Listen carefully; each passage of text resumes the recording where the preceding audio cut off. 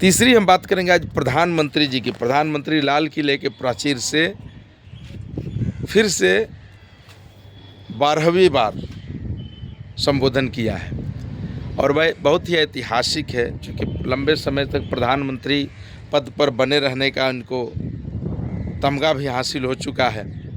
ऐसे में प्रधानमंत्री ने युवाओं की बात की, महिलाओं की बात की, सेनाओं की बात की, सिंदूर पराक्रम की बात की, देश को कैसे विकसित बना करके आगे ले जाएं इसकी बात की, तमाम उन क्षेत्रों के बारे में बात की जहां से देश को एकजुट करके विकसित भारत बनाने के लक्ष्य तय करके काम कर रहे हैं।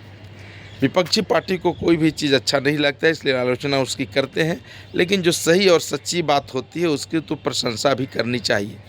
ये स्वस्थ लोकतंत्र की परंपरा है, लेकिन अब लोकतंत्र में लोग हैं, तंत्र भी है, लेकिन ऐसे लोग नहीं हैं जो अच्छे लोकतंत्र की तारीफ कर सकें।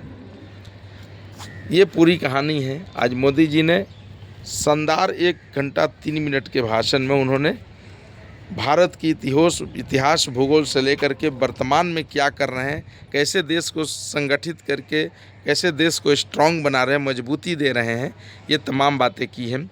युवाओं के लिए बात की है कि जो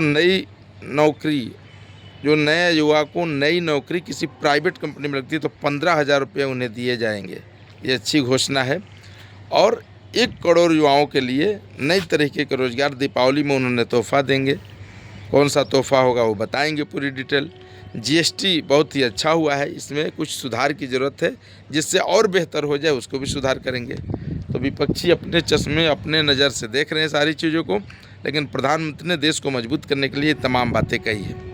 तो धन्यवाद। इस पर आप चिंतन मनन करिए, सुनिए, और गंभीर बात है, इसको ज़रूर अमल में कीजिए और लोगों को बताइए। आपको अच्छा लगे तो ज़रूर लाइक सब्सक्राइब कीजिए। धन्यवाद।